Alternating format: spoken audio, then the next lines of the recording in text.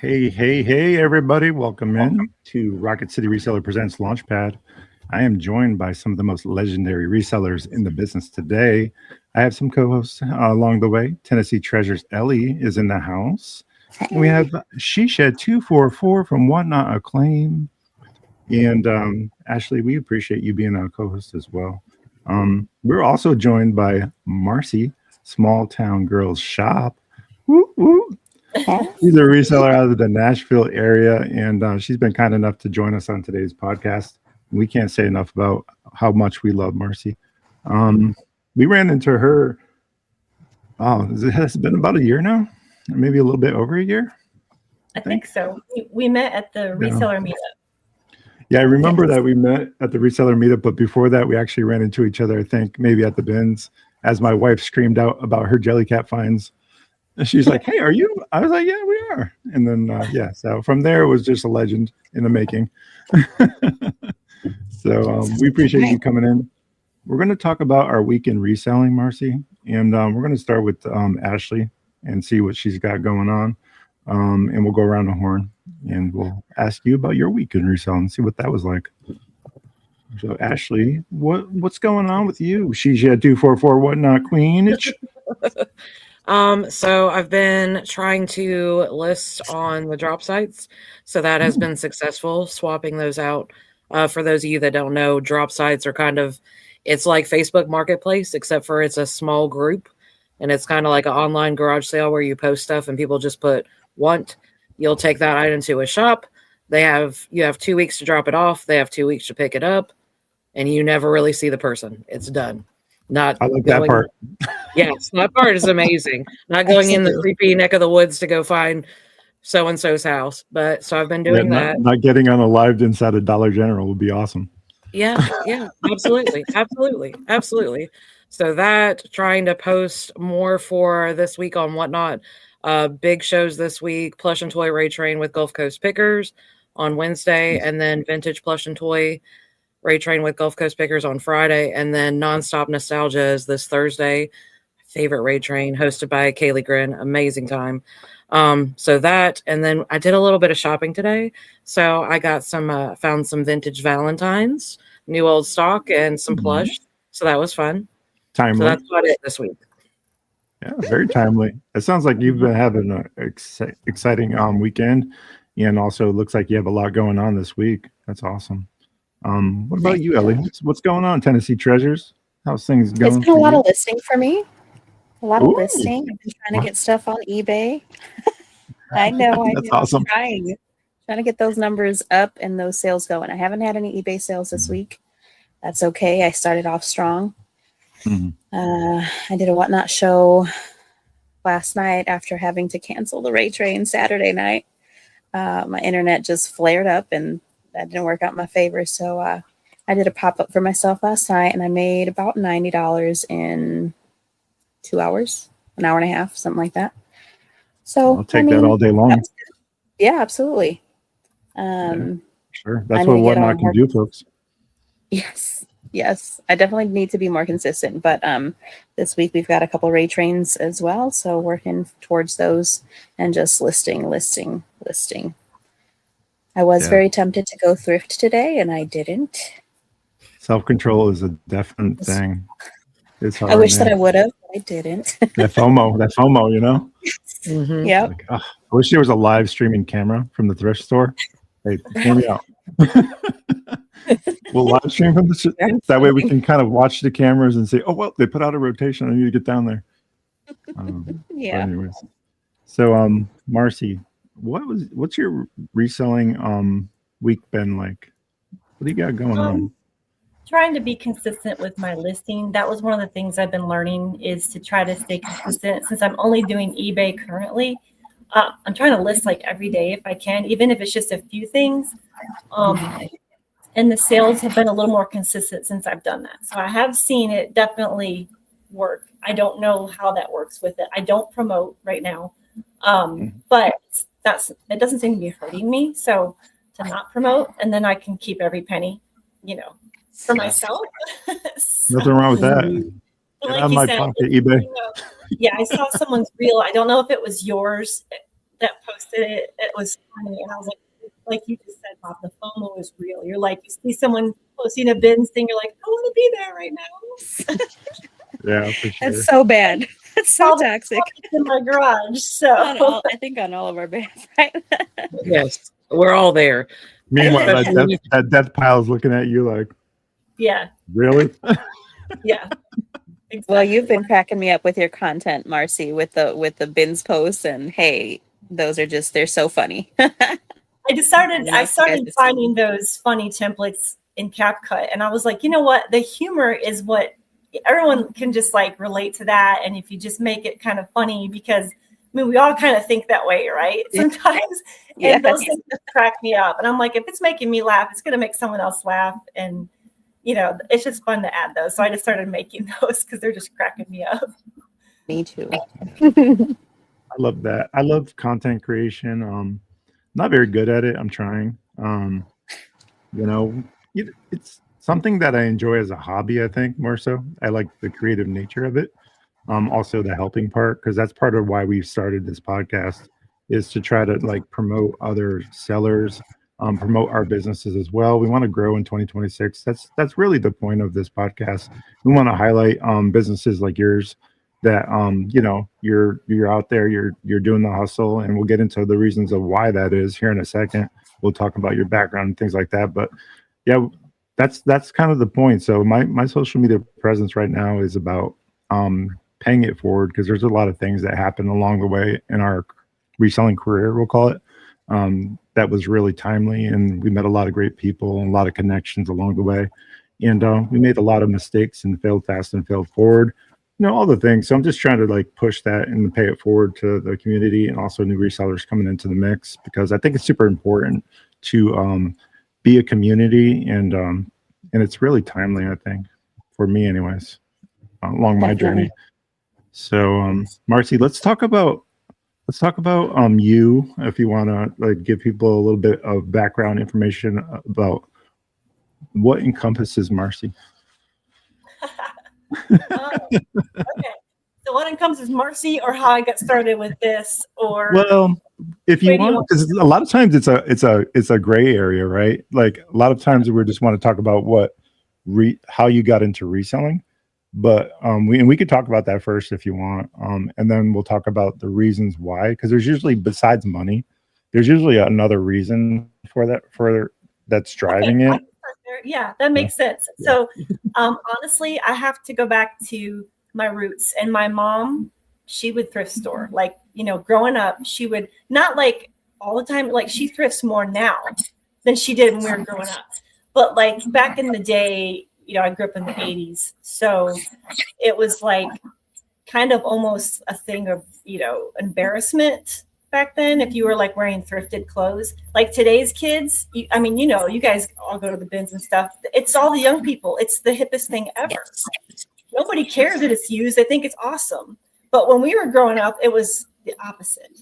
It was kind of like that was what the poor people bought, used clothing, you know, that kind of thing. But if you were just thrifty in nature, you realize you could find stuff, nice stuff, you know, the stuff that was like trendy or whatever, and you wouldn't have to go pay the mall prices. So my mom, you know, she was the one that kind of did it first. So I have to give her the credit. Growing up, it's just that my mom would find thrift things or go to yard sales and stuff growing up. So that's really where it started. But then I moved out and left Michigan and moved to Tennessee in 1999. And then, of course, it becomes a thing of I don't have the money for furnishings for my apartment, whatever. So you start getting secondhand, you get used things. And so that's kind of where it just progressed, was just starting out on my own, and then becoming a mom. Same thing, hand me down from other people, thrifting for clothes. Your kids are growing out of stuff so fast. You know, it just kind of becomes a natural part of your life and you don't even think about it. And I just never cared if someone, you know, thought that was weird or whatever. It's like, I just didn't let it bother me. It was like, this is what I can afford and it's perfectly good stuff and we're going to use it, you know? So it's just kind of always been a part of my life, is just thrifting things and buying used or, you know, gently used things So for me, it was just easy. But what shocked me was finding out that you could actually make money selling it. So once I realized that 4 to 5 years ago, like, I know it's been around longer, but I think I didn't really see how easy it was to do until maybe 5 years ago. And then I was like, okay, I might need to look into this a little bit and see what this is about, because I love thrifting and I love to go to yard sales and do all that. So that's kind of where the natural progression, basically, of how that happened for me. Okay.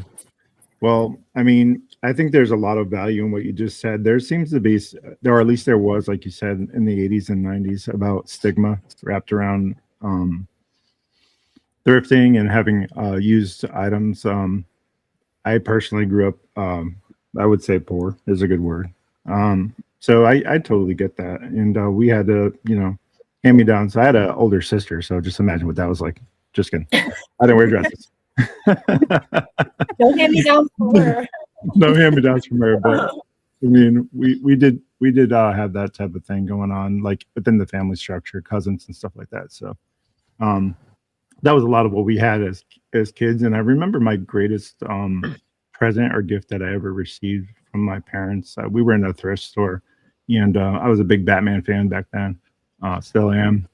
And I received a penguin from I wanted this penguin from the thrift store. My mom said, absolutely not. No, it's not going to happen. And I was really upset about it. But that Christmas, I ended up getting it. And that's one of the core memories that I have about, being in a thrift store and, what that actually meant. So in the moment, it doesn't seem like, there's a stigma when you're living that life. But you're right, though. Once you get to like middle school, high school, it was just terrible. Yeah, kids can be mean, yes. Absolutely. Yeah, for sure. Yeah, for sure. So what about reselling? Now that we have an idea about like where you like got your love of the thrift, maybe, or your knowledge of the thrift along the way, what was it that brought you to actually taking that knowledge and, like, if we can rewind a bit, to get to you reselling? What drove that? Honestly, I think the first time I went to the bins, I saw recently in my Facebook memories, it was like 5 years ago, right around this time of year. I think it was the end of 2020, maybe, that someone I was connected to here in Nashville had went to the bins, and she posted about it in pictures. And I was like, what is this place? I've never heard of it. Didn't know it existed. And when she talked about how much, you pay by the pound, and she's showing pictures of what they got, and I was like, this is amazing. Like, that blew my mind, because I didn't know anything about the bins. I think that's what really turned it for me, because I went there and I was so like, the first time you're like overwhelmed. You're like, what's going on? And everybody's so, it's kind of crazy, and stuff's flying. But just seeing what you can grab, and the fact that it's just pay by the weight, I was just like, I was hooked as soon as I went. And that's when I realized what people were doing, because being there is when you start to see the other resellers and you hear the conversations around you. And so that's when I was like, oh, I see what's going on. This is where people are getting the stuff and they're flipping it online, making money. And then that was it.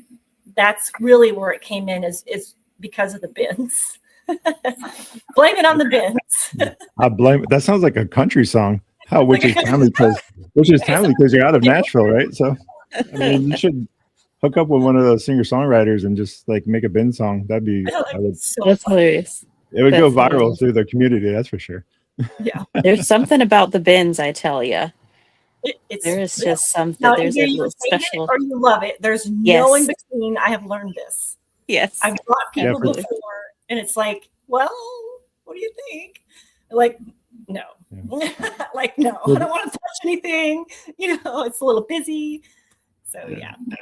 Absolutely. For those that might not know what the bins is that we're talking about, Goodwill, the retail stores have items that are donated to them, and they're a corporation. They're not a charity, just for the record. Not that that's important, but it is context. So their main goal is to make profit. And when they don't sell those items, they go to an outlet center which is by weight. So it depends on your area how much that costs per pound. But I believe in Nashville right now it is $1.89 a pound, and I heard rumors that's going up, possibly. I did hear that. So I just want to give some context for those that might not know what a bins is. A little bit of backstory in regards to that. So yeah, I can understand how. Now, when you went there originally, was it just for personal? Is that basically what you're doing? So, and you saw these folks in their cha-chings on their phone. I'm like, what's going on? Am I in a you hear people talking because they all, the resellers know each other and they're talking, and you can overhear conversations because you're standing right there in this, all these blue bins with all these people around. So people are talking as they're going. And I'm realizing, then you have the people scanning the books, right? Like they're scanning the USB with their phones. And I was like, okay. And I'm just observing all that. So you have the book people over here, the toy people, right? You have the toy people over there, and then all the clothing people. And, everyone's kind of got usually their niche. I go to everything, but, and you just listen to their conversations and see what they're putting in their carts. Kind of gather all of that information and then start looking online. And I actually started looking on YouTube at that point and started to follow people. That's where I started following other resellers, was YouTube first. I was probably I think I entered in like Goodwill Outlet, Goodwill Bins, and started finding the people who were posting videos, from the bins. So that's how I started following. Actually, Paul, the Philly Flipper, was one of the first people I followed. So, because he used to do, I don't think he went to the bins though, but for some reason his content came up for me when I was searching. And so Paul was one of the first ones. There was another guy who I don't know what he's still doing today. I found his. So I started finding these bins people, and then I would just, how you just rabbit trail. I found Kristen. Trust me. Kristen was one of the first resellers I followed too. Yeah. On YouTube and stuff. So yeah, because she does bins. So it came up in one of my searches, I think, too. So then so following people, then you get on social media and follow people, and then you meet everybody else, and it just, becomes a big family after that. Yes. Yeah, for sure. I think that's how I met Tennessee Treasures. I actually was on Whatnot. I was a buyer then, and I was like, hey, did you hear about this reseller meetup that's happening in Nashville? And because obviously Tennessee Treasure, she must be in Tennessee, right? So I was just like, hey, this thing's happening. Did you hear about it? She was like, no, I didn't. I was like, yeah, you should totally come down here. Or I guess, yeah, for her it'd be sideways. Me for it's up. I'm in Alabama, but yeah. So that's kind of how. So I get the rabbit hole thing. Is the point. So I'm going to guess on the year you started reselling. I'm going to say 2000, 2001. Does that sound right? 21. 21? Yeah. Or sorry, 2021. Yeah. It was 2020 when I think I first heard about the bins. And by 21, I started selling in spring, summer. But I started with live pop-up shows here in town. Oh, because this was, right after COVID, and the town was trying to do functions. Everybody wanted to do functions again because everybody was tired of doing nothing. So our little town that we had just moved to was doing the little night markets, Friday night market. It's called the first Friday night market. So the first Friday of the month for the summer months, they close the square off. We have a really cute little square, and they have all vendors set up. They have a band that plays live music, all the food trucks, all that kind of thing. It's really, really fun. So I did that. And they were really cheap on price because they were trying to get started again. So it was a cheap fee, to pay for your spot. And these ladies were all like, oh my gosh, I didn't know how it was going to go, being like used stuff, but the prices, we kept it down, and ladies were coming in and buying sweaters and all this stuff. So I did I think 2 of those, a summer one and a fall one, and then another town over. I did a Christmas one over there. So I was doing live pop-ups first. That's where I started with. And it was fun, but it wasn't super lucrative, especially for the time it takes to set up and tear down for all of that. So that's when I started Poshmark in the fall of 21. Were you doing anything else full time? Were you working a 9 to 5? I wasn't working yet at that time. Okay. I started working from home in 23. A different job, like a regular job.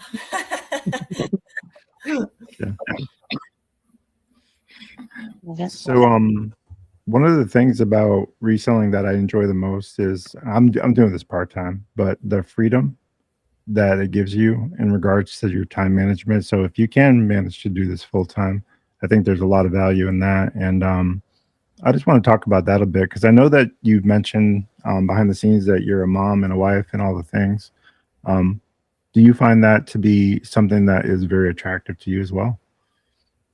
The part-time or going? Yeah. The flexibility and the freedoms. Absolutely. That might. Yeah, which is why I have the job that I have. I do medical billing for chiropractors. So I can sit, I'm at my desk. So I'm up in the bonus room and, I work from home. So that was the first thing, that I was able to do that to try to bring a little bit more of a stable income. But I'm an independent contractor. So I'm not W-2. So that's really nice. I have flexibility, which is why it's really great. So it works great with my reselling business because of that flexibility. So I can come up to my desk whenever I want to do my work. And then my reselling I can do also whenever I want. It's kind of like I can make it all fit around my schedule, my family. So yeah, that's a huge thing for me, is the flexibility that reselling can bring. Yeah. So you mentioned your family. What do they think about the whole reselling thing? Like your space wise, do you have a certain area that you keep that to? Like, just curious. Yeah, well, up here there's nothing up here except my light. So I usually come up here because it's carpeted to take photos. I have my light up here, I have my yardstick, and I'll do photos on the carpet floor because that's a nice neutral background. But all my stuff is down in the garage in storage totes. That's where I keep my inventory. So I'm not taking over the house, I've taken over the garage. So we don't park in there, but that's okay. I've now taken over every inch of my property for this thing. It's growing I have legs. 2 garages and so stuff is upstairs. So Yeah. It can get away from you if you let it. It's so hard not to source, because in order to do a certain number in reselling, you need a certain number of products. It really is a numbers game, in my opinion, regardless of what you're selling, perhaps. So for us, we decided to go larger and broader in scope. That way, when it is slower, we have a lot of items to put in front of folks. So it may not seem slow for us when others are like we've mentioned, eBay's been slow, but we also cross list, which also helps. But yeah, so when it's slow like that, we have that volume. So even if we're selling 30 items a day, it doesn't seem that way for us. So there is this like place and time you have to make that decision, right? Like, how many items do I need? How many, I'm sure you've had that realization as well. It's like, how much do I need out of this part-time reselling thing that I'm doing? Do you have those kind of thoughts? I'm just curious from a business perspective. I'm still learning that, and to be honest, and that's what when I was telling you in the messaging, and I'll just talk about him here so it's understood who I'm talking about. But there's a reseller here in town who's $1 million earner. Last year, he broke $1 million in sales, and that's on eBay and Whatnot combined. I think Whatnot actually trumps eBay for him at this point. Wow. So his name's Caleb, and his handle is Cam Life.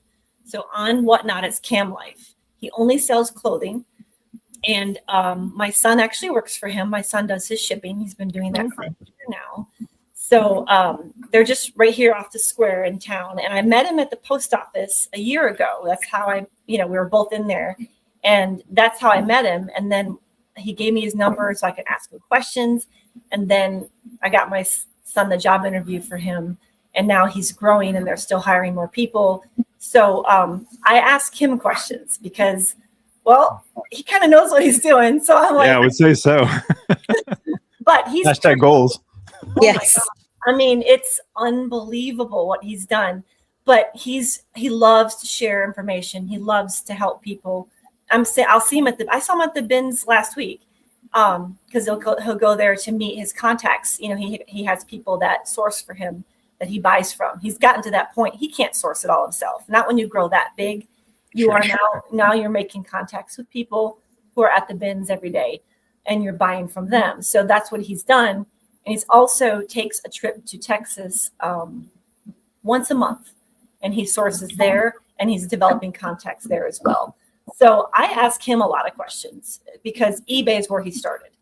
And since I got off Poshmark, I'm focusing on eBay for right now.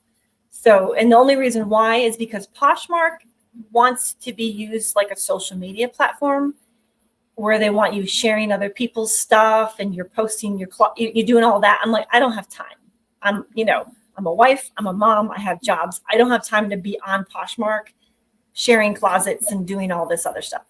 And they take 20%. So they do take more than eBay does. So I thought, and Caleb's advice was I would just go to eBay and leave that one aside. I was like, I'm going to take your advice. I'm just going to do it. So I got off Poshmark. I think I have one item sitting on there. And I'm going to relist some of that stuff to eBay that's worth it. But everything else that I took off that's maybe been sitting for a while, I gave it all to Caleb and he sold it for me in a closet clear out sale. He'll do closet. This is something new. You can send your stuff to him and he'll do a closet clear out whatnot show. And then he'll give you half the profits. Wow. So that was great. That was better than yay, gone. I know. Boxes. And his wife did that show. It took her 2 hours. And they sold all but 4 things. I was shocked. I was like, that's awesome. Now he does $1 starts, but so what? It's better than a yard sale. I didn't have to set up and do all that. Yeah. So anyway, when I want advice, I ask Caleb about different things, especially because it's eBay stuff I'm talking to him about, to ask questions. And so that's the stuff I'm still trying to grasp as far as, like you said, is there a certain amount of items I should have in my store? Is there a certain range, that I should be looking for? I try to pick up stuff. I'd like to make $20. I kind of think that in my mind. Obviously not everything I sell goes for $20, but I just try to think that way because it helps me when I'm sourcing to leave stuff behind, because that's the thing I noticed when you first start out. You're grabbing everything. This is great. This is awesome. And you might think it is, but you need to do the comp looking up first to see if it's actually worth, picking it up. And you learn, I still do that, so. It's hard not to get excited when you find value in something or try to find the value. Yeah. Well, absolutely. I think we're all guilty of that. Yeah. Yeah. I was just going to say, I think that must be tougher so you're not on Whatnot then. Because sometimes, if we just pick up everything, Well, that's one thing I've been considering. And I've talked to him about this too. And I know I've done it. I think I did a show a week. It was last year. I might have did 3 or 4, but what was hard for me at the time was I was taking my stuff out of my inventory. I'd have to take it off Poshmark, go and photograph it to get it all uploaded for Whatnot, to have a show, sell maybe 2 things, put it back in inventory. I was like, this isn't working. So I realized you have to have inventory just for Whatnot. That's all. It's only going to go there. You're not going to list it. So I might try it again, but I might just do clothes, because that's another thing that Caleb was talking about. He said, you should try to pick a niche and stick with it. He's like, do you want to do clothes or do you want to do hard goods? I'm like, but I like both. Same. I'm with you. Because that's antiques and decor, Yes, same. That's what's so funny is when you talk to people on Whatnot, that's how I started on Whatnot. I was doing home decor. Don't ask me how I wound up in toys and plush, but I wound up there. But I started with home decor and I love that stuff. I love finding it, but I don't sell it on Whatnot. Every once in a while it'll pop in a show, but it's it's not what people know me for. So I understand completely. And I'm same, hands in a little bit of everything. I love it. I guess some of it's nostalgia, I guess, for part of it, but some of it's because I like it too. Like, I decorate with it, or, and there's a desire for it. People want vintage decor. It's very popular. So there's that too. But what I understood was, okay, I have to ship it. So that means I got to have a bunch of boxes and packing paper all ready to go as soon as Whatnot show is over for what you sell. And clothes or plush, they can just go in a poly bag. That's really easy. So that's why I was like, okay, if I do decide, and this is what I've been tossed around the last few weeks, because I've been making my goals were to start going to the bins weekly. And I wasn't doing that at first, but this is the kind of stuff I've been trying to change and shift about what I'm doing. And I decided, well, the bins is just the best place to go. It's one-stop shop. I can go to one location, not drive, all over the place looking at yard sales or driving to so many different thrift stores. I can go to one spot. I can spend 4 to 5 hours digging. I have the same opportunity as someone going to yard sales, because you're not always guaranteed you're going to find something. You can go to 2, 3, 4, 5 yard sales and really not find anything that you want. And you just burned up all your gas and you just wasted 3 hours, driving around. So that's one of the reasons I thought, well, the bins is great. And we have 2 of them, right? So I can always go from one to the other. And the price is right because it's cheap. And so I thought, well, maybe I should start doing this more frequently. And then I'm also talking to people while I'm there. I'm learning who the resellers are. I just ask them questions because I want to know what they're doing and what are they picking up or what platform are you on? And most of them are talking about Whatnot. So they're definitely, using it. So I thought, well, maybe I should start sourcing clothes just for Whatnot and just start slowly building that and doing at least one show a week, just to at least start and just do clothes, like maybe do a t-shirt show or do boho style or something like that. Maybe buy the style based, because that's a very popular way to do it as well. Yeah. Yeah, I'll be your biggest customer if you find eyes out in my size. I tell you what, I'm a big guy. You've met me in person. It's Yeah, fun you're to taller than I am. yeah, you're definitely taller as well. So yeah, plus size clothing can do very well. I think and Whatnot would probably catch fire. I know that clothing can be a very competitive market. Have you talked to Caleb a bit, or have you done your own research regarding what would be your I don't want to say angle, that sounds a little icky, but how would you present that to Whatnot, you think? I know that it's trying to be different. Obviously you want to be your genuine authentic self, right? And provide a good item at an affordable price. I think that's basically all you need, but it is a show at the end of the day. People want to be entertained. Have you thought about that at all? I'm just curious. No, because I would just have to, it would just be something I think you kind of probably just evolve over time when you get started. Because like I said, I did a few of them and people would pop in and I probably had 10 at one time, which is huge because nobody knew me. So I was like, that's not bad. It's like 10 people in here and you're kind of like, oh my gosh, I know that over time you start to get comfortable and develop kind of, the kind of personality you want to, I guess, portray in front of a camera or whatever. It's like talking to yourself, really.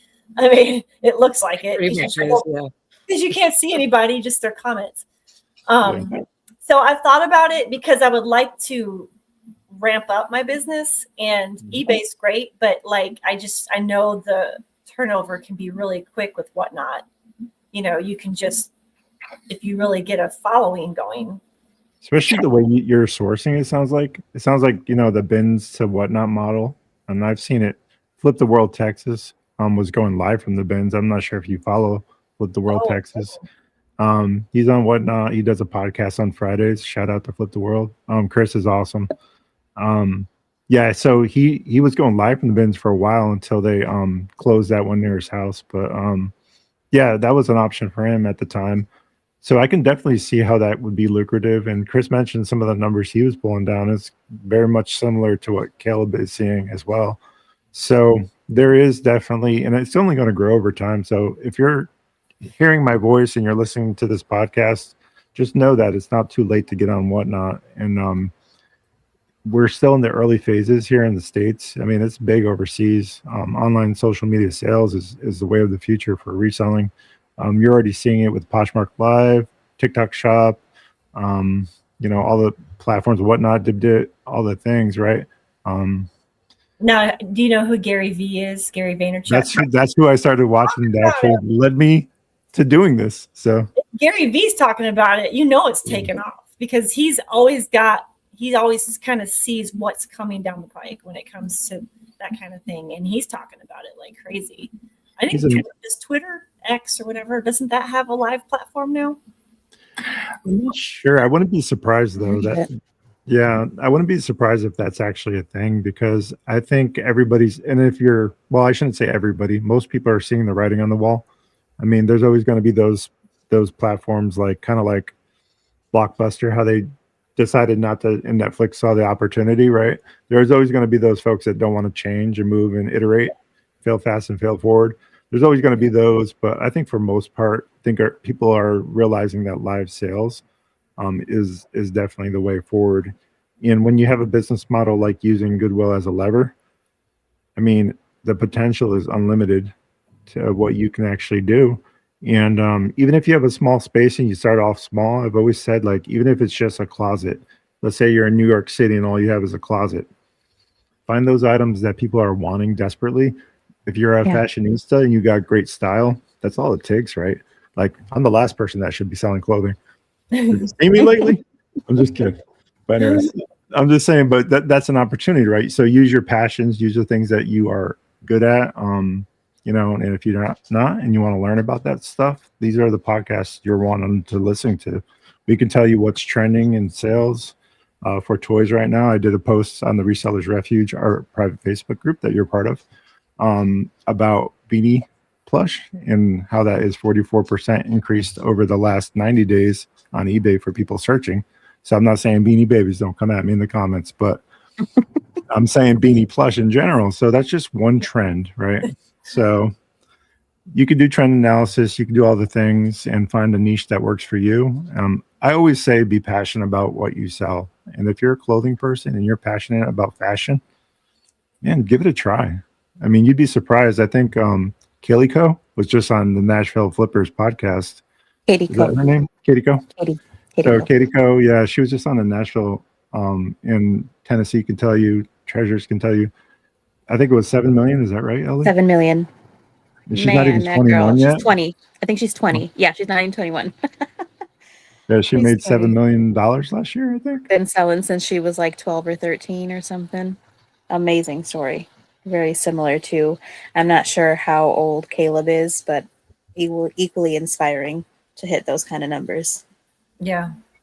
Yeah, this is incredible. So I encourage you for your business this year to definitely keep on track with that mindset that you have, because I think that's what's going to ultimately help you, is having the mindset that you're A, willing to treat it like a business, and B, grow it as such, right? You're going to consider it in all the things that you do now. And I think that's the part of being successful that people don't often see. They often misconstrue that with luck. And it really is just hard work and practice is what it comes down to. And all the hard work that you're putting in now will pay in spades, I'm sure. So I definitely can see how that would definitely be beneficial for you. So I can't wait to see all the success that comes from your business. And I love running into you in Nashville, by the way. We source in Nashville all the time. We're in Alabama, North Alabama, so it's only about an hour and a half for us. What was it, like a week ago? Yeah, like a week ago, we ran into each other, and my wife was automatically picked you out of the crowd, and she just was like, she walks up, she's like, "Excuse me," or something, and I try to. I love her. I love Well, her. what's funny, the story though that you were starting to say at the beginning, that's funny about when I first met you guys was there, which was like a year and a half ago or whenever that was. It was after I was in your show at the end of right around Christmas time. You guys did that show and you did all those giveaways. Oh yeah, I won 2 of your giveaways in your Whatnot show. I bought some stuff and I won 2. I'm pretty sure I won 2 things, and I was so excited because I was going to give them to my girls. for Christmas. And so then when I ran into them at the bins, I was like, hey. And then I told them who I was. I was like, I won your giveaways. Because I remember Bob was like, well, you should like play the lottery or something. Because I was like, you won 2 in a row. I was just like, wow. Yeah. That's why when I saw you guys, I was like, I won your stuff in your show. And Amanda was so funny. And she's like, oh my gosh, I just feel so good. I have a fan. I met one of the fans. It's just like, I'm internet famous. Oh my God. Literally, that's how I felt when I met you guys. I was like, somebody knows me. I know someone. So cool. Yeah. In person. It really is. If you're hearing this and you haven't been to a meetup or haven't ran into someone that's reselling, I totally recommend 100%, 10 of 10, just connecting with people in your local area. Start your own mini meetup if you need to, or come down to the Nashville reseller meetup that the Nashville Flipper sets up. Normally around April, I think it happens, and Ray hasn't announced it yet. So I know everybody's been kind of question marking him about like, hey, when's it going to happen?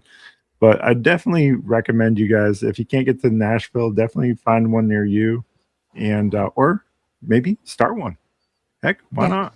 Start one near yourself and connect with other like-minded folks, because I think sometimes we run better in packs, right?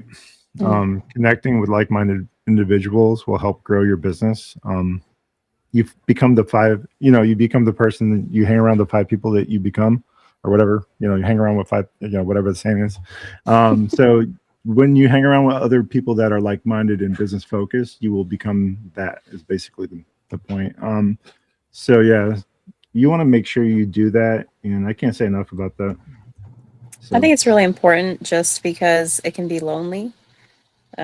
You said you work from home. I am a stay-at-home mom. I do this. I call it part-time.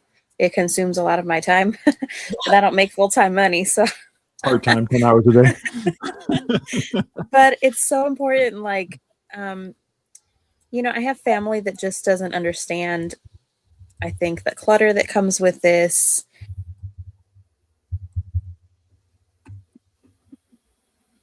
Oh, she froze. I think she froze. Must be your internet. Maybe lost her, but I definitely can understand that. I think what she was trying to get to is that a lot of times the people that are closest to you will not understand you nor appreciate what you can do. I'll tell you a Bible story real quick. When Jesus went back to Nazareth, right? The people that are closest to you. Hold on. Uh-oh. Sorry, I was trying to reconnect. I think I'm back. Am I back? Your audio is frozen. The audio's back. There you are. Well, there I am. Ellie, you'll appreciate this. I was just telling a Bible story. Oh. Let me listen. So I was just saying, when Jesus came back from Nazareth, he tried to perform a miracle. Nobody believed. So he couldn't do anything because they didn't believe, right? So it's kind of the same thing. The people that know you the best, they knew him as a carpenter, right? So he couldn't do anything other than. So I'll just say for the record that even the people that are closest to you, you'll get more support from a stranger doing this and reselling. And that's super interesting. And I'm not going to get into too much of what you should do with that because it's a personal decision. But I think it just speaks volumes to the character of the person. And I'll leave it at that.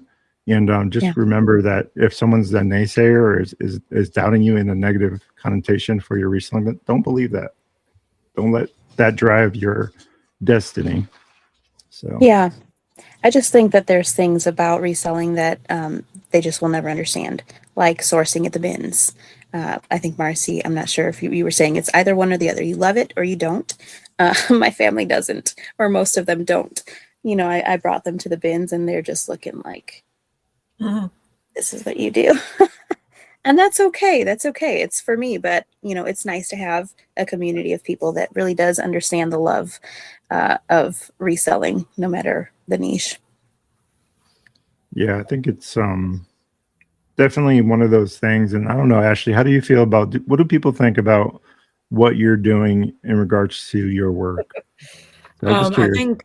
I think that there's the preconceived notion that, I go shopping all the time. and I'm finding good stuff. And it's like, no, I don't go shopping all the time. Yes, I do find occasional good stuff, but there's times you go, you don't find anything. But, and I mean, most of my family is like, oh, that's cool. And then when I show them what Whatnot looks like, they're like, holy crud, you do that live? People are in there like trying to explain it to it. So that's a little bit, I think that's where sometimes it doesn't cross over when you explain it until you actually show them and they're like, holy crud, I couldn't do that. So Yeah. We don't have a lot of family here in Alabama, so it's hard for me to say what people really think about this.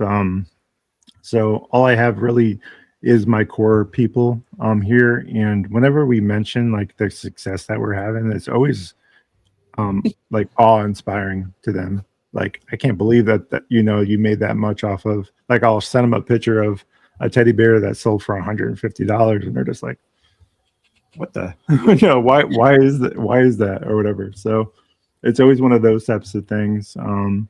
So I think that's another reason why I share, not to brag, but to inspire and to show people what there is in value there is in things.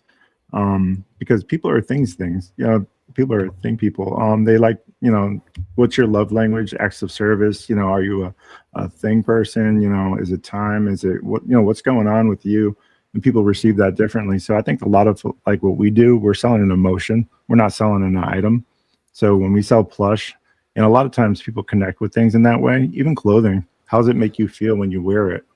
So you're not selling an item, you're selling an emotion. And to remember that can make you a better salesperson, I think. So just kind of when you're iterating through, my advice would be to those listening, just kind of remember that in the back of your mind. It will definitely help you especially during the slow times and the times where you're maybe self-doubting. Just remember that you're selling that and feeling. When you show something on Whatnot, you can say, wow, this material feels this way.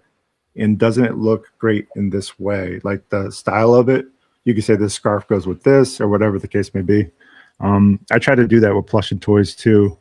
I'm like, this item's great. And if you love this one, you're really going to like this one because this is very similar in regards to it. So. Just like when occasionally someone will give a little bit of extra feedback, like actual feedback on like Poshmark or eBay, rather than just give you the stars or whatever, they'll write something.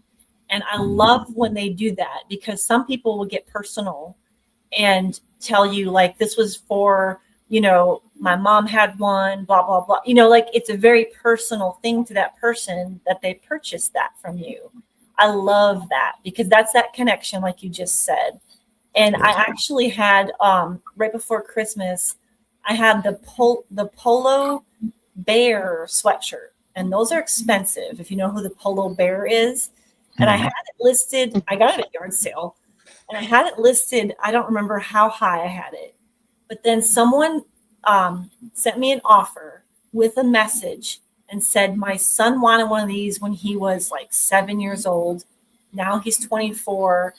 I would love to get this for him for Christmas. And I took her offer and I shipped it. I was like, I can't. I mean, this lady this is a connection thing for her. So I had to take her offer.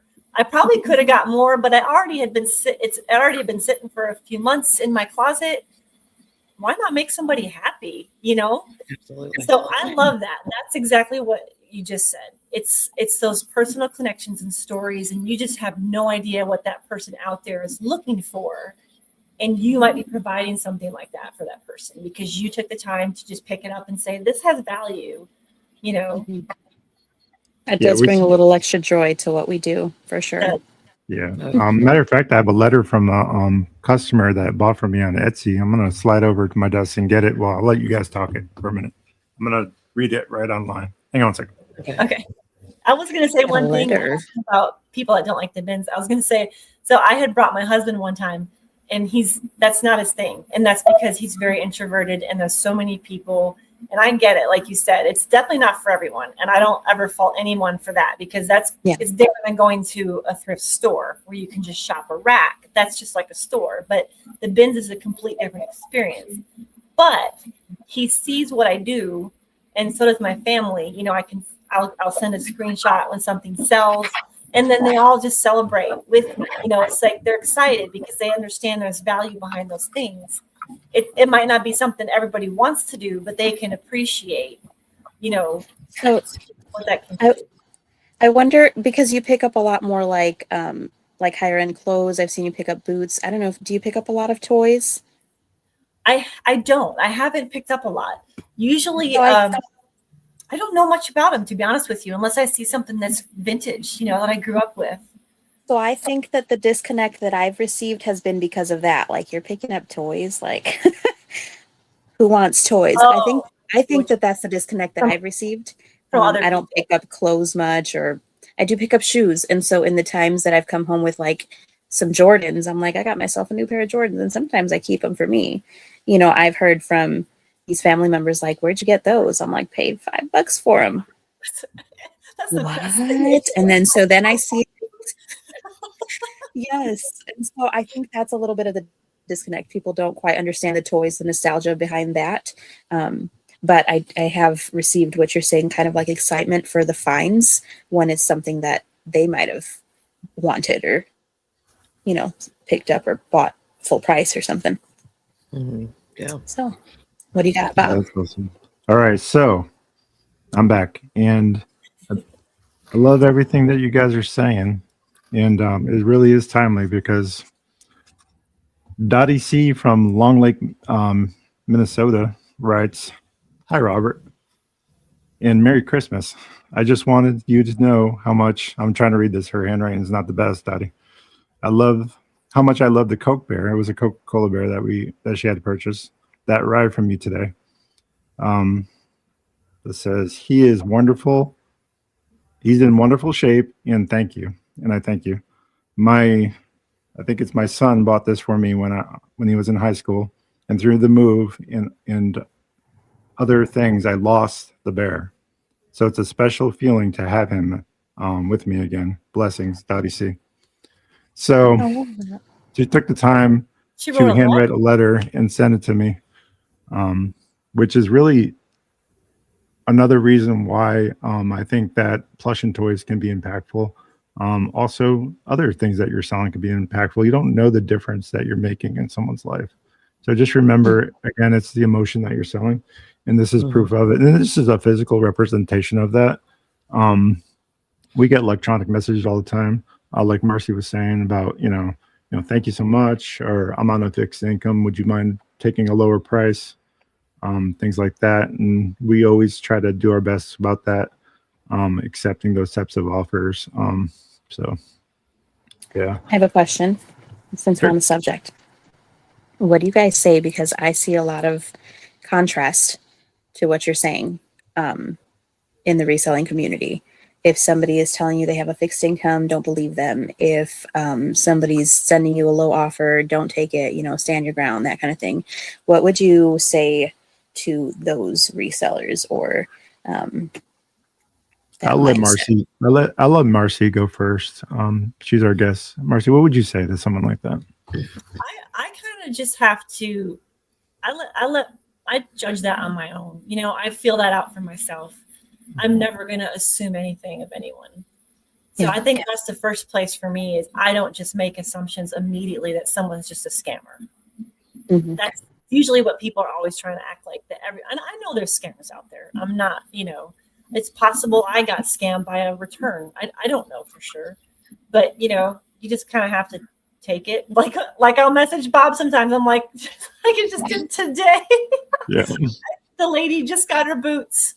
And one was missing the lace. I honestly didn't notice it. If you go back to the listing, it's not on there. It must not have had one. But then she's like, well, why didn't you disclose that in the listing? And I'm like, and I sent it to Bob. I said, do you think if she wants to return this, that eBay would side with her? He said, probably. But she hasn't done it yet. But I just said, I'm really sorry. It was truly an oversight. If I would have realized it was missing the lace, I would have disclosed it. But I said, I'm sure you can find some on Amazon, like it's laces, right? Like the other one has the lace in it. Take it out, measure it, and then you know what size you need. It's, I'm thinking I would just go on Amazon and buy them. But so far she hasn't, said anything about a return. But I don't want to just automatically assume that every single person out there is a scammer. That's, so I think I do a case by case type thing. I just kind of look at the situation. What's the item they're asking about? How much should I pay for it? Really, for me, that's the biggest thing for me. What was my cost in that item so that I can at least make a profit? That's all I care about. I don't need to make 3x the amount. I don't have to make this huge amount of money on that item if I only paid $5. Yeah. And it can make someone else happy, and I've flipped it and I've made the money, and it's not sitting there for like 8 months in my shop. So there's that too, right? So I think that's definitely great advice. What about you, Ashley? How do you handle that? Because I know that sometimes Whatnot could be crazy with people asking for deep discounts and deep cuts and all that stuff. Yeah, absolutely. Mine is, I agree with Marcy. It's a case by case basis. It's kind of like I grew up in a time where, you trust everybody. I believe everybody has good intentions. I will go ahead and tell you on Whatnot, I was one of the ones like I never noticed, like you learn as you start growing. And I started seeing like people receive these items and put, I was seeing things and I was like, okay, different people coming in the room or people buying stuff and then like saying it was their perception of how it was received, that sort of thing, of it was how to mischaracterize as to how it was shown, or it was damaged, which was not the case, and packing and that sort of thing. And I was the first one. I'm the type of person on Whatnot, I will not block you. I reached a point that I started seeing trends, that I was seeing the same person doing the same thing. You're blocked. So now I'm like, I give everybody that ample opportunity. And then now I've reached a point of blocking different people. And then the other plus side of the Whatnot community is you have a lot of fellow sellers that are also selling, and you kind of get that heads up about certain people, and you're like, okay, I'm going to give them the benefit of the doubt. And then when it happens, mine is case by case basis, but report them. If it's a trend and it's the same person, it needs to be reported. Otherwise they're going to keep doing it. So that's mine. But I always see the good intentions of everybody. My same thing as Marcy. If I've been sitting on it, I don't care if I'm going to get $1 million. How long is it going to take me to get that $1 million for that item? It's not worth it. You want it now? Here you go. Yeah. You stumbled upon something during that really struck a chord with me. Intent. Whenever you're trying to figure out someone's like good or bad, and you're not really quite sure, always look at the intent behind the ask. A lot of times that can lead you to the proper discernment. So for me, a lot of times, like when I'm out and about and someone's asking for money, just recently, I actually have it on recording with my meta classes. I was recording a video and someone asked for money. I'm not going to post that to YouTube or anything because I don't think that's appropriate. But the reason why I brought it up is because going back and looking at the footage, I can see the actual intent behind the individual's ask. You can see the desperation. So in the moment, did I feel it? Probably not. My wife automatically opened her wallet and gave him. He originally asked for one, and then he started changing his story a bit, and that's when it started feeling like it might have been maybe icky. But she was just like, well, you asked for one, and here's 5, right? Because he started to ramp up, and she's like, here you go. And he just kind of ran off. But I guess the point is like intent has a lot to do with it. A lot of times it's hard to discern that, though. So I guess when you give money to someone, you do it with the hope that they're going to use it for whatever purpose is necessary to, help them, and just try to be okay with that. It's a hard thing to get behind, especially when it's a donation or, you're trying to help them out in that way, which is a little bit different than the scammers on reselling. How I deal with that, basically, again, case by case, just like you guys. Is it something, and it's hard because I swore off electronic plush for 2026. I'm not picking up another plushie that has electronics in it. And then here I am picking up another one. I'm just like, they comp so high. I'm just like, I can't help myself. What I'm a reach electronic for it. plush? What are you talking about? I Electronic like flush. saving them. I like saving them. Yeah, Me so too. yeah, I know. But when you send them off on eBay and they say, "Oh, it didn't work when I got it," and you're just like, "Yeah, but did For it? eBay, Did you we can replace post it with the one?" videos. Right, and we do. Did you replace it with the one you had that didn't work? So you start making these like stories up in your head, and you're just like, you know what? I know. I'm just going to accept the return because eBay will actually force me to accept it. So why go through the heartache and the drama? I'm going to accept a return, get back a broken item, and write it off on my taxes and keep it moving. That's kind of how I do it. Hey, Yeah. I guess. I don't think I've gotten any returns for electronic plush. We get them all the time. It's just so frustrating. Really? It Oh, and okay. I'm not exactly sure what the problem is there, but it's just a part of the business. Reselling is one of those things that returns are a part of it, Yeah. and that's an entire podcast on itself, is how to deal with returns and what to do in that Right. case. And if it's eBay, you're pretty much out of luck. But there are things you can do to mitigate that. You could basically accept returns and have a policy in place where at least they have to pay for the return shipping. So that sometimes that will deter the person from returning it. Having that acceptance of the 30-day return, but you know what, you have to pay for it to come back. Once you do that, sometimes people start saying, yeah, or accept it in the hopes that they're too lazy to send it off to the post office. So that's happened a few times for us, where they're just like, got sidetracked, got busy, didn't send it off, and they closed the case, and here we are. So it's just a part of the game, and it just depends on how you want to deal with it. We actually don't accept returns on eBay. So that's how mine is set up too. That's how I have it set up. Yeah, so we put the bill both ways, and it stings a little when it happens. But our percentage return rate is super, super low. So for us, it's been okay.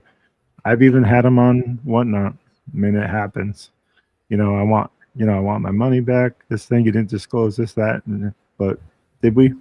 Because the video receipt with what's great about Whatnot is that everything is recorded in video. So a lot of times and Whatnot will have you they'll have your back as a reseller, which is great that the platform does that. I'm hoping they always do that. I'm not sure. I've heard rumors that might not always be the case, that they're gonna stop doing the adjustments for shipping. They're gonna start having you handle your own return process and all the other things that most platforms kind of make you do. So I'm hoping that's not the case, and I'm hoping they'll continue to be a supportive platform, because it means a lot to a reseller. Yeah. Sure. What do you think? They're going to change it, Marcy? I can see them maybe doing it. Oh, for Whatnot? I don't know. Yeah. I mean, eBay, that's always the thing that they've been known for, is they protect the buyer more than the seller. They always side with the buyer. So I don't know. I've only bought like a couple things on Whatnot before. Yeah. Has your experience been good as a buyer on Whatnot? Sorry. Yeah.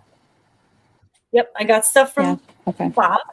And I also got, let's see, I bought a few from like maybe three or four different people, I think. Yeah. But I love selling on Whatnot. In the moment, it's the anticipation leading up to it that I'm not a fan of. And having to be set to a schedule is a little bit difficult for me. I'm more of a pop-up type of guy. When I'm feeling the mood, I'd like to do pop-ups. But you can do that and be successful and whatnot, but it helps to be consistent and have a set time as well. So especially when you're first starting. So that's my one hang up on Whatnot. What about you, Ashley? What's your one hang up on Whatnot? My one hang up on Whatnot. Yeah, like, is there something I think that mine, really... mine is like you get that like the 15 minutes before you go live. I'm like, okay, do I have everything? Do I have this, that sort of thing? But once you're in there, I'm fine. Like, I'm good to go. Like, I love it. I will sit and be on a show for an hour, and I may never ever sell anything, but I'm going to sit and have fun. We're going to cut up, whatever, move to the next person. because I don't know about y'all, but December was rough on Whatnot. It was rough, a few weeks rough on Whatnot, but it's just, you got to go with the flow of it. Yeah, that's the only thing. I don't think I can think of anything else right now. Yeah. What about you, Ellie? Do you think is there like one thing that you're just like fish shaking about, like the platform itself? There's got to be at least one thing. Now's your chance. I'm very much like you. I struggle sometimes to just hit that go live button. Part of that is just, as a mom of four kids take up a lot of my time. I got to figure out how to feed them every day, and I homeschool, and then I'm trying to do eBay, so I got to get that up and listing.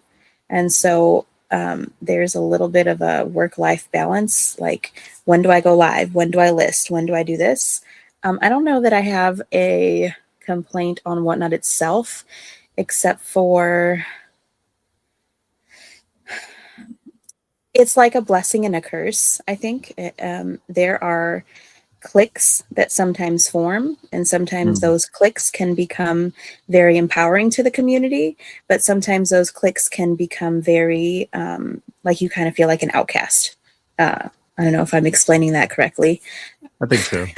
But I am very much like a lone wolf up until very recently. So I haven't been involved in a lot of if any of that, but I have seen it happen.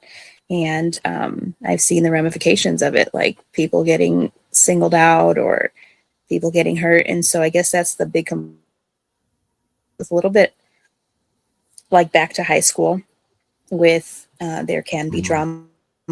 It can feel cliquey. It can be a race to the top, like who's going to get the most people in their shows. And the other thing is, as resellers, we want to support each other while we're live, right? And we want to buy from each other, and we want to try to just show love and support. But I don't know about you guys.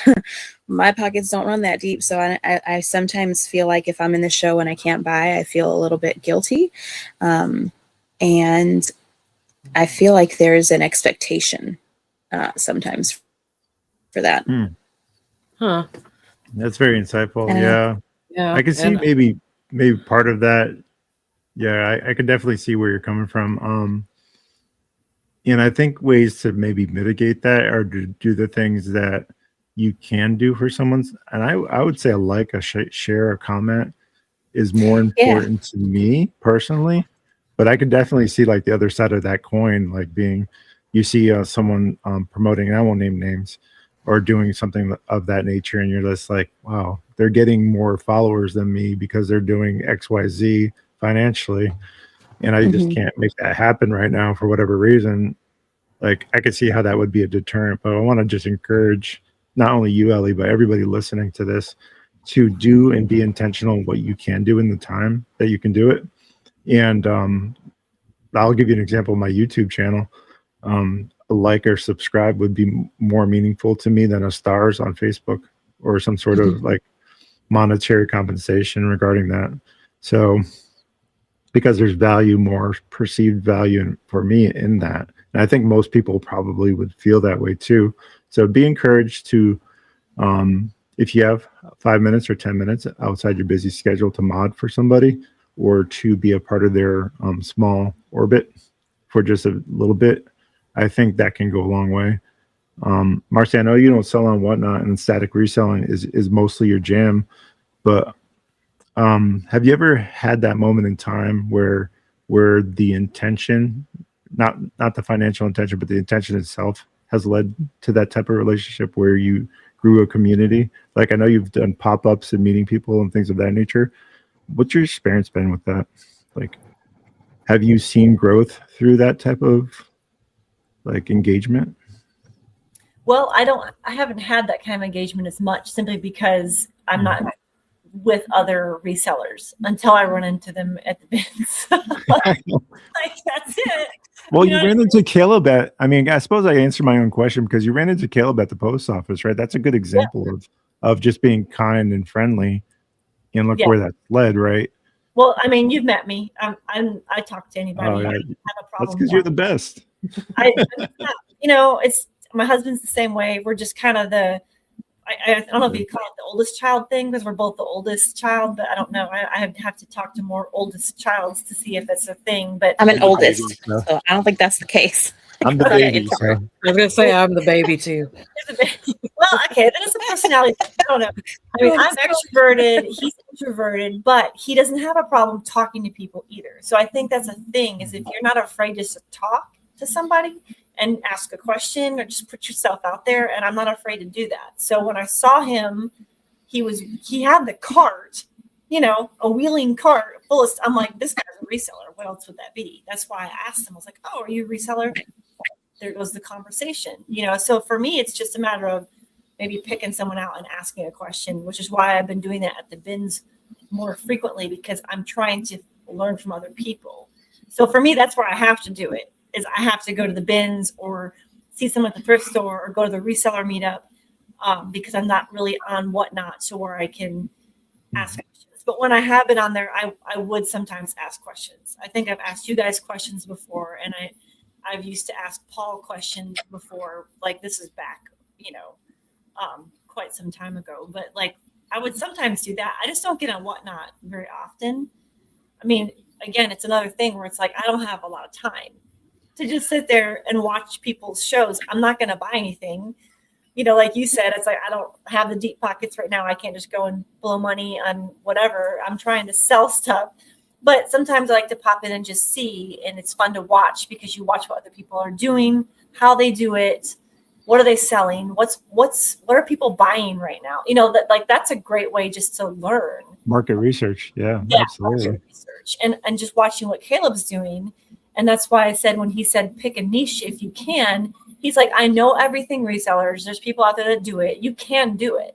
He's like, it's not that you can't do it, but you do better when you have a focus on a certain niche, because then you're just like, that's what I'm picking up.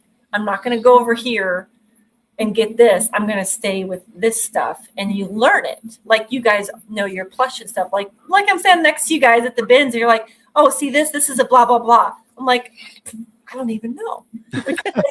There is a blah, blah plush, by the way. Go figure. Yeah, you're like $30 right here. I'm like, I would have set it right down and kept going.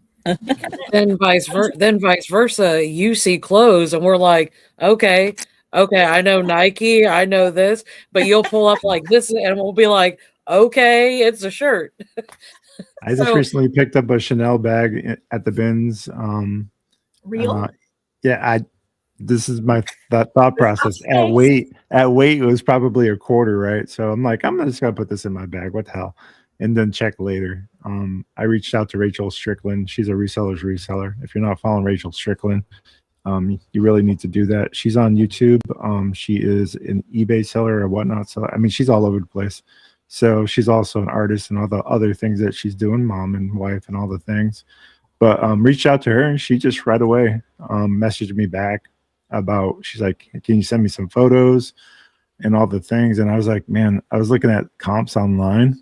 It's like, if this thing is genuine, this is a $3,000 purse just sitting at the Goodwill bins, and it happens, right?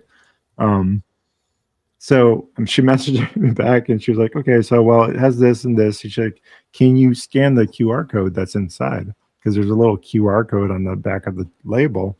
And I was like, it's in a really bad spot. I can't get the right angle. I'm also looking at my hands, right? So I'm like trying to take a picture, and she's like, well, all the markers and indicators and the stitching and the quality of it, she's like, I really don't think it's real. And I was just like, but she said there's still value but you can't sell it anywhere because it would get like flagged everywhere. That's what I've learned recently. That's the flea market. Caleb, there you go. I had picked up 2 sweatshirts that had this New York stuff on them, big old graphics. It was called Dandy. And I was like, oh, this is really cool looking. I thought it was real. And it even had the embroidery in the front. And I sold one. They got a lot of attention really fast. I sold one. The person got it and said, this isn't real. And they asked for a return, which I gladly did that. And luckily, all we did was the return, the refund, and all that. I didn't get flagged. But I talked to Caleb about that, and he said, don't sell things that aren't real. I said, well, I didn't know first, I didn't know it wasn't. He goes, but make sure, find out how to authenticate. Otherwise, don't even sell it, because you only get like 2 or 3 like flags and you're gone off the platform. So if you get reported, I think you might get like 3 strikes and you're out. You might get 3. And he goes, it's not worth it. It's not worth it because you can lose your whole shop. So I was like, okay, well, I'm not going to do that. That brings up an interesting question: when to authenticate and when to not. When do you reach the point of luxury, and when do you reach the point of non? Like, obviously, high-end mall brands are not going to get you like flagged because nobody's like copying Abercrombie and Fitch or whatever. Is that even a thing anymore? I don't know. But I have no idea. But nobody's copying that. But wonder where that line is, like in authentication. Is there any brands that you can come to mind? I know like Chanel and Coach and Dooney and Burke. It'd probably be things like Lululemon and Skims and things like that. Well, I don't know if they're faked. If they are, they would probably be really crappy looking. But Lulu is pretty easy because you can find a little logo on it, and it doesn't even sell as much as it used to because there's other activewear that's more popular now. And I learned that too. So, you can pick up Lulu and it might not sell for maybe like, $15 or something, because now everybody wants Viore or Aloe. That's the hotter, trendy, like activewear stuff. So I don't know if Lulu is faked, but if it was, I think it would look pretty bad. Yeah, I remember you coming to me at the bins and showing me a Viore. I think it was Viore, right? Was it I think I've found one every time I've been, at least one piece. Right. And she was like really excited and she was showing me. I was just like, Mercy. You're like, I was like, that's great. I was like, that's great. I love that for you. I was just like, what you're talking about. I was excited because I know. It's great. I love the excitement. $100. I love the excitement that you came to me and shared that, because there's something secret. One of my hidden toxic traits that I really don't talk about often. I would love to be a reseller of clothing. Really? Because it's so lucrative. That's the goblin in me. Don't judge. Okay. I don't know if I can see you digging through those bins for clothes, Bob. Well, this is the thing. I want to be so successful at the other stuff that I can actually hire people to do that, much like Caleb does in wholesale. I like that. Exactly. So that's exactly what he's done. Is he talked about, just talking to the people, because when you're there as often, I don't know how often he used to be there. He probably used to go there quite frequently when he was doing this on his own, and you get to know these people and you start having conversations. And then it's like, hey, I'm reselling on this platform.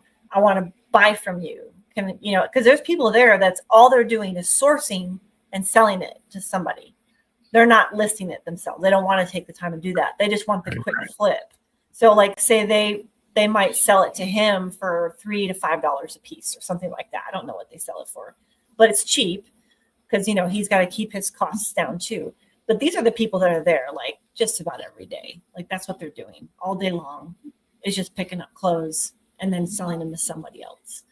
So it's just a matter of talking and having those conversations. And I consider that as well. Like you said, it would be easy just to make a connection with a couple of people, make it, a time and a place to meet, and you go and find out what they got for you, grab those pieces, you're done, and then you can go sell them and whatnot. It's a genius business plan. Yeah, for sure. So Marcy, we're getting near the end of the podcast, but before we go, we normally open things up for chat, and I'm not sure if there's anybody that has a question for Marcy, but we just wanted to pose that out there while we're finishing up. I want to talk about goals while we wait for those questions. Goals for you this coming year for 2026. I know that you said you want to be more intentional about your business and grow it. What does that look like for you? Well, that's why I've been tossing around the whatnot thing, because I was like, I've already upped my sourcing as far as the amount of time going, and it might shift. I don't know what's going to happen when spring, summer hits, when yard sale season starts. I don't know what that's going to look like for me. I try not to I keep my weekends open. I don't source on Saturdays and Sundays, even though that's like big yard sale day. I don't. Most yard sales now are happening on Thursdays and Fridays. Usually that's the first day, Thursday or Friday. So if I want to hit a yard sale, that's when I'm going to go. So I try to keep Saturdays and Sundays free. I'm home with my family, or if my husband, we want to go out for a date day on Saturday, that's my priority. So even though it's like, that seems backwards for a reseller, it's not when you see that, the way yard sales are shifting, and when you have a bins nearby, that just makes it easy. So I've already started ramping up the sourcing part. Now it's also a thing of making sure I'm picking up good stuff. And that's what Caleb always tells me. He's like, give yourself permission to leave stuff behind. If it's not the right value, if it's not something that's desirable, it's not selling, look up comps. Don't even take it unless you looked at comps first. So I'm trying to be more disciplined with that as well, so that all I have is good stuff. Because he said having bad stuff in your store kind of clogs up everything for your sales. He goes, then you might have 1,000 things, but half of it's crap, or whatever. So it's like, just put good stuff in your store. But that's why I've been just really playing with the whole whatnot idea. Yeah. I love that for you. Yeah, because I met this lady there who, she had her cart, and you've seen them. It's literally over, over full of clothes. And she was checking out, and I asked her, how much was that? And I think she said it was $175 or something. And I said, so do you do whatnot? She said, yes. She said, I only do boho style. Like, that's it. So I don't have to pick up certain brands. I pick it up by style. Well, that's easy. Now you're not looking at tags. You're not going, oh, is this Viore, or whatever. You don't have to get that. You just have to get it by style base.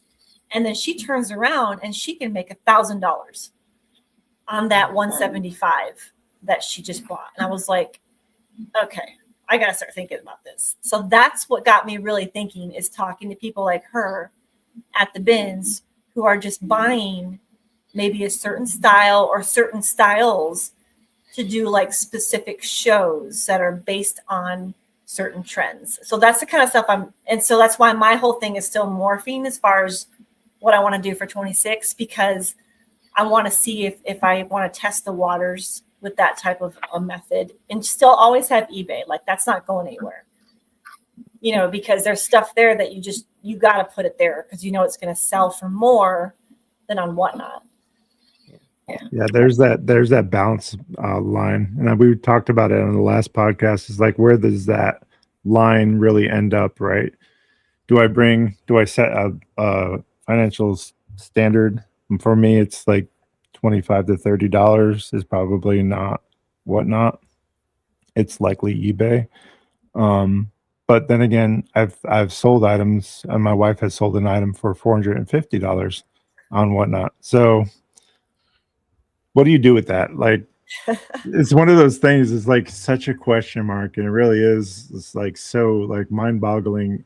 Or you leave it for a little while. If it doesn't sell there, you put in whatnot. I mean, that's what we're constantly doing, and we're actually. I didn't talk about my week in reselling, but really quickly before we break, my wife, and I say we, but because I'm the logistics, I move things. I pick them up and put them down. But I've been moving lots of totes for her, and she's been doing inventory.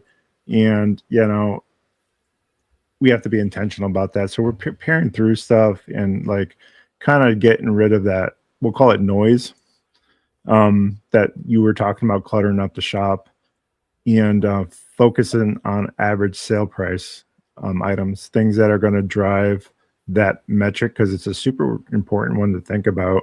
You want your average sale price to be of a higher number, and your goal should always be trying to gain that higher number.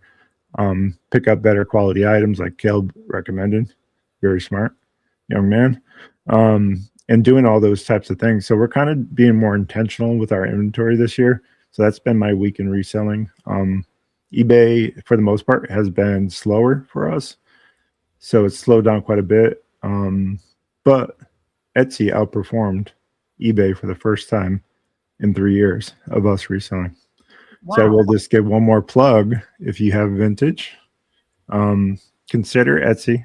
If you're hearing the sound of my voice, if you're we're broadcasting to Spotify on podcasts. So for those that might be listening and hearing this through that avenue, I just want to encourage you to consider other platforms. Don't just niche down to one platform. You want to make sure you keep your eggs in multiple baskets just in case something happens along the way.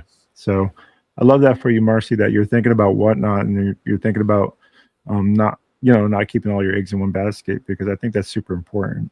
So it kind of works for what my goals are this year as well. And cross listing is top on my list. We use Nifty AI for cross listing.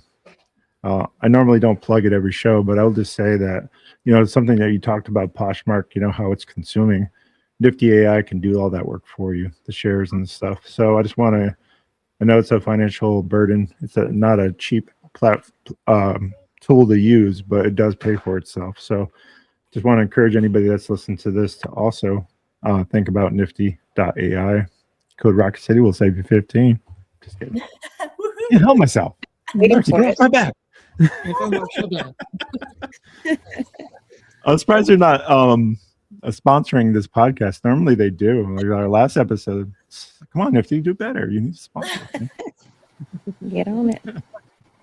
But anyways, so I just wanted to encourage you, give you an encouraging word that I'm glad to hear that that's what your plans are for your business. Always feel free to reach out to us. I know that we're not clothing resellers, but we are. I'm a businessman at heart. I really am, and I love the data analytics of it and all the other stuff that comes with that, which everybody else hates. I'm your guy. So when you have a question in regards to business and what that looks like, feel free to reach back to us. And you're always welcome on the podcast. I just want to throw that out there too. We appreciate you so much. Marcy is a reseller's reseller. I want you guys to follow Marcy on Instagram. I'm gonna let her plug herself real quick. Oh, I think it's just, is it just Small Town Girl Shop? But I think it's got underscores. Yep, we're gonna make sure that you this is your opportunity, because I'm gonna clip this later on, and I'm gonna put it all over social media. So let's go ahead and.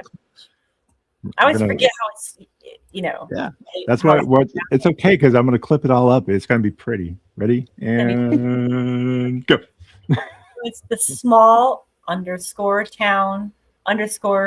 _shop. There you go. That's how it's listed on Instagram. Yeah. So SHOPPE. Yes, that's right. SHOPPE. The fancy word shop. Yes. Oh, you're so English, darling. I love it. So make sure you guys are following Marcy on Instagram and all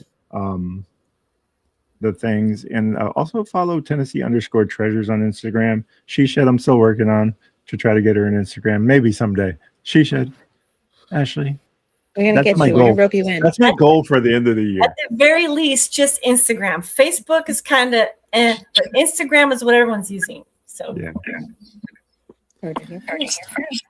I'm gonna open an Instagram for Ashley, and it's gonna be like one of those peer social things where I'm just posting for her. This is just like, yeah, guys, look at me go. that's good. I think Ashley, the value that Ashley brings to this podcast are manyfold. She's a wealth of information, a joy to be around. She's a powerhouse on the Whatnot app, all the things. I mean, I can't say enough about her character as a person. Also, Tennessee Treasures, Ellie. If you guys aren't following these two resellers, you really should, because they give you the genuine, authentic article every time, and that's important. When you're first starting up on any platform, you want to find those like-minded people that are going to steer you in the right direction, and these two young ladies will do that for sure. And also, feel free to follow me. I'll be happy to mentor you along the way. I think part of what we're going to do this year also is offer that mentorship to new sellers. That way we can make sure that you're just as successful as we've been over this past 3 years that I've been reselling. And, so that's kind of the agenda for us over 2026. So I'll leave it to Ellie for final comments. Ellie, what do you got? What do you want to say to the people? Final comments. Hey, well, thank y'all for being here. We appreciate it. We appreciate all the support that we get. I'm very glad to be on this podcast with you all. I appreciate the time that we have and the conversations that we have. Thank you, Marcy, for being our first guest. That is exciting. We'll catch you on the next one. Yeah, and Ashley, final comments. I would love to hear what you're thinking. What would you like to say to the people that are watching you? Your people of Whatnot, your community. The people of Whatnots.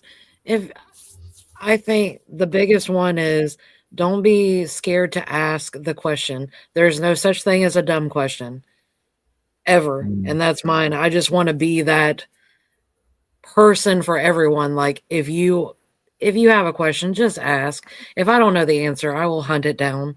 We're going to be doing some different on some of the podcasts, some teaching and training. Y'all taking me back to my roots, teaching and training at my old job. So making sure that we can walk you through different steps. And that's my goal, is I just want to grow the community, be it not just toys and plush. That's where we're at, but try to grow other people as well in other categories. Yeah, for sure.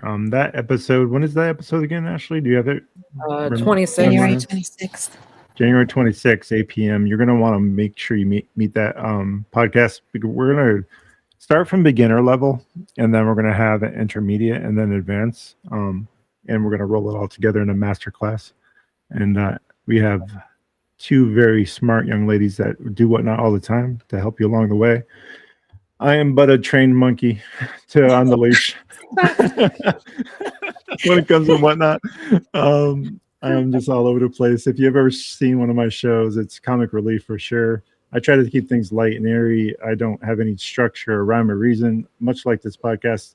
It's about everything and everyone and all the things, but mostly about growing. And we want to thank Marcy so much for coming on the podcast and being our first guest. Marcy, thank you so much for doing that. We really appreciate you so much. Any final words for the people? Oh, man, I can't think of anything exciting to say, anything inspiring, except just get out there and do it. Heck yeah, get out there and do it. Yeah. Get that bag. Like, as the kids say, get that bag. Just have to do it, right? Like, that's half the battle is, like I said, I thought everything through my brain. I'm tossing it all around in my head, but at the end of the day, it's just go ahead and go for it. Yeah. Okay. Sometimes we overthink it, so we don't want to do that, right? Yeah. Analysis paralysis is what I call it. Let's not do that. Let's go ahead and get out there and execute. And that's the message for 2026. Make sure that your business is growing, and follow along on the podcast. We'd love to help you along the way. And again, thank you to Marcy. We really are grateful for coming on. So we'll go ahead and end it there.